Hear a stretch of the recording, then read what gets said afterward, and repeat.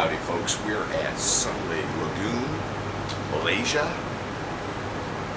Been here for quite a while, 4 or 5 days, 6 days. A lot of you know that my suitcases disappeared into the ether, and so I had to do the project with a subpar airbrush. It was a rough deal, had to hard line it because it didn't come with a hose. Good times. And then finally when I got them open for media night, my luggage magically appeared. So now I got the big guns. We got them done for media night, and then they asked me to make some additions. So I wanted to go over the floor that we did in one spot. This is for Sudden Impact out of New York, and Litby here at Ed Mickage. And they wanted to sit there and keep it mostly dark. They had me do a bunch of tiki masks to sit there and have the actors in black robes and stuff, so it's really creepy going through. So there's only like 7 or 8 different 3D scenes and the rest of it black. But he did ask for one floor, so we did another floor of the same area we did last year, because last year we did the Mummy here. And so I want you to sit there and see the transitions from some of the other stuff. I wasn't able to do a lot due to the fact the tripod was in the suitcases. Chuckle. And so it made my life difficult, but let's go over the floor. And I wanted to show you guys, this is a ghosted floor versus hard images. Very quick and easy, and goes well with the instructions that we're giving you for the 3D applications. So let's go to there, and we'll sit there and see how it was made.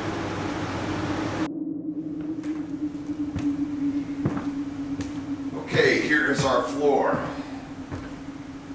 Now we began with media night of just having these walls done and that one.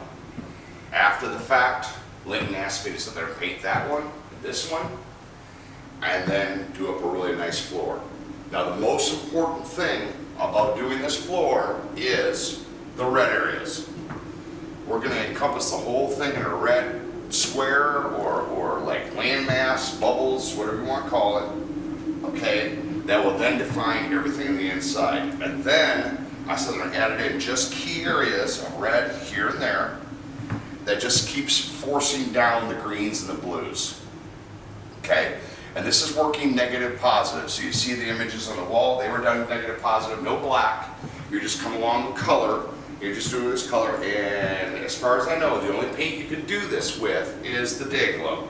Sprays like automotive paint, and you're able to come along and give all these wonderful textures and using the color and then using the actual existing black for your detail. So red first, then I added in the green. Now you can sit there and make this into mountainscape, mountain range. You could have a broken out rock, everything for one of those step down, you're gonna fall in and kill yourself floors. Or I decided to go with some bubble slime around the edges, and then the final step is your blue ghosties and nasties that are gonna chew your ankles off, okay? So the customer walks in from here, and depending on what the actor deals with them, they might move this way. We have an actor pocket here, where they're gonna be wearing the black robes and then just one of those tribal tiki masks. And it's very creepy, and people are really enjoying it. So it's time consuming. I want you guys to remember that you're dealing with wet paint on the floor. Now here in Malaysia it's 100 degrees plus, so the paint dries about as fast as I got it on the ground. But maybe in your area it takes a little while to dry, especially with humidity hitting the ground first and rising up. So watch your hose. The main thing is to make sure you're not dragging your hose through wet paint. So you do one stage, A, the red, let it dry. Take your time. B, come into your other reds, then come into your greens, and each time you're waiting to make sure the paint flashes so you're not dragging your hose through it.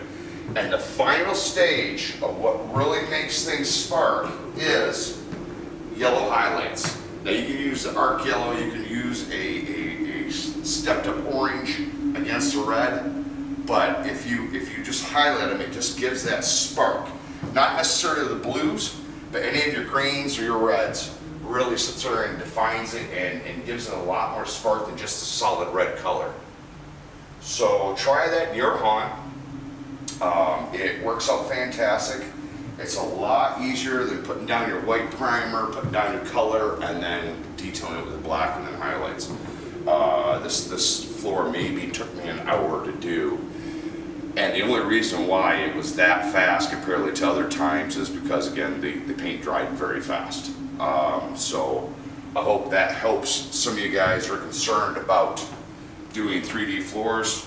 Because this right here, I mean, we had this throughout the entire haunt last year, and it was great. You could do small portions with the red, just in a small area, and it make it look like, you know, 1 minute is black, and then there's a hole in the ground. Okay, and it's just not a hole in the ground.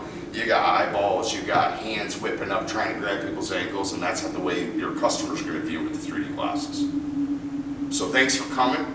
Hey, look, we're going to have some more pictures of what's going on in the haunt on this video, and please subscribe and share with your friends. I hope you learned something. You take care.